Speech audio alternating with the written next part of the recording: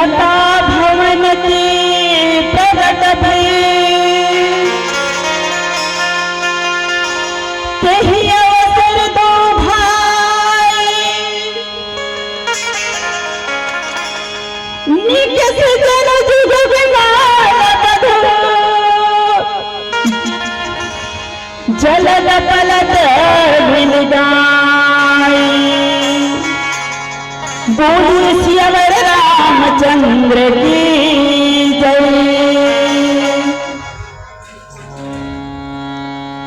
ए तुलसी की बाड़ी राम की अमर कहानी ए तुलसी की बाड़ी राम की अमर कहानी ए चोला तर जाते ए काया तर जाते बस राम के नाम रटे जारी संदेशा ले जारी संदेशा ले जारी संदेशा ले जारी संदेशा ले जारी संदेशा ले जारी संदेशा ले जारी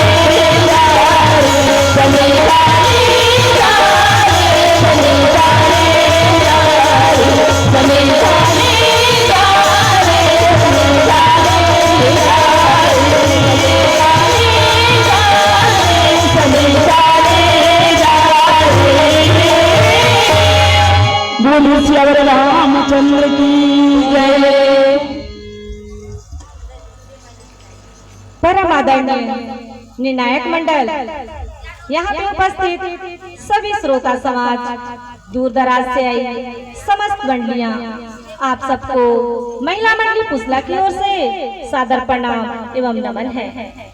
बड़े ही सौभाग्य की बात है कि ग्राम अर्जुनपुर के इस पावन धरा पर गंगा दशहरा के उपलक्ष्य पर श्री रामचरितमानस गायन वादन प्रतियोगिता का आयोजन किया गया है, जिसमें हमारी मंडली को भी सम्मिलित होने का अवसर प्राप्त हुआ। इसके लिए यहाँ के आयोजक मंडल को बहुत बहुत धन्यवाद ज्ञापित करती हूँ।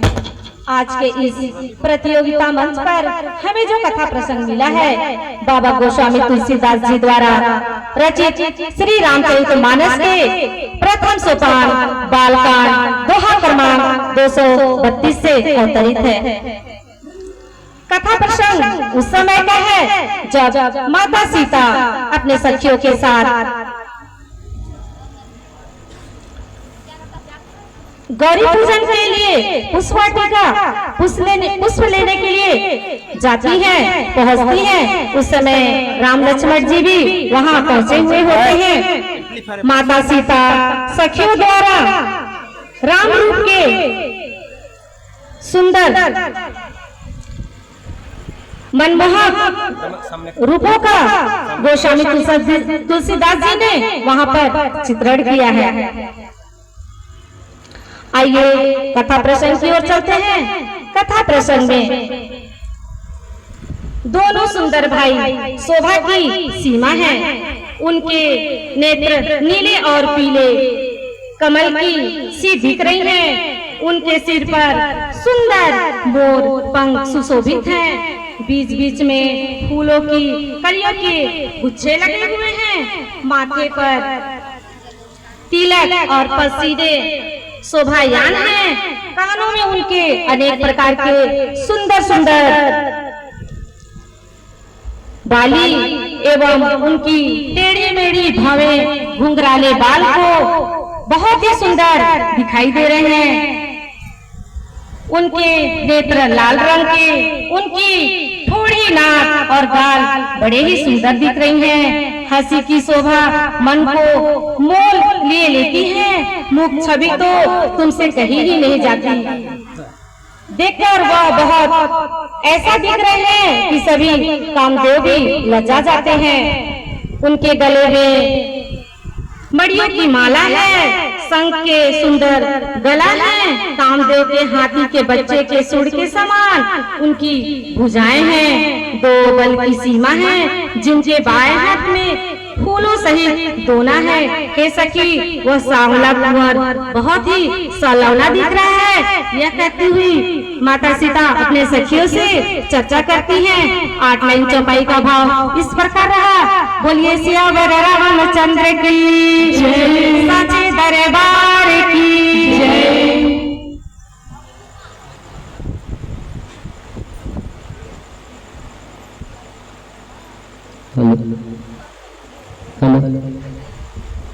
मंच पे विराजमान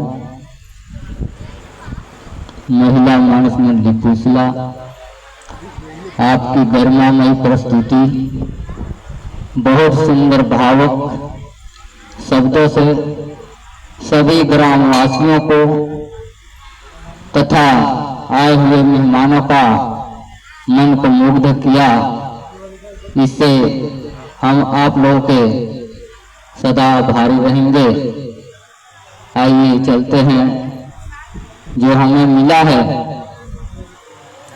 विभाग प्रासंगिक प्रश्न, इसमें जो चौपाई है नीचे का देखिए, नीचे अंतिम चौपाई मिला ना। लोचन मद राम ही उर आनी, दिन है पलक कपाट सियानी।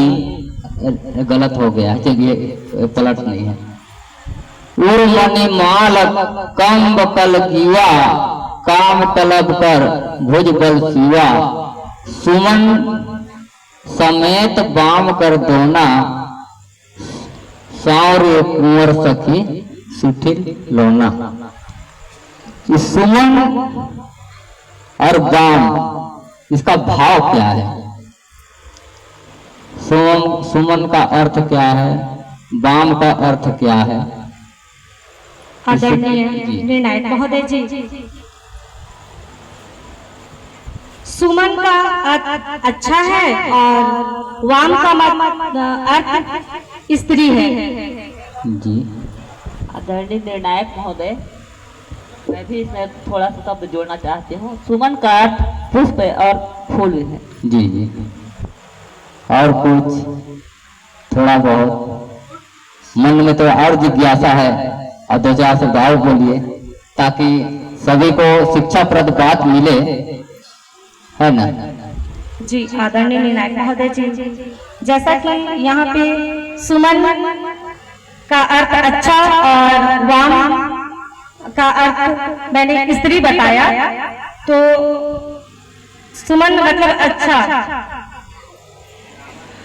यहाँ पे इसी के माध्यम से जनमानस को क्या शिक्षा देंगे? मेरा कहने मतलब ये है, सुमन और वाम पे, है ना, जनमानस को क्या शिक्षा देंगे?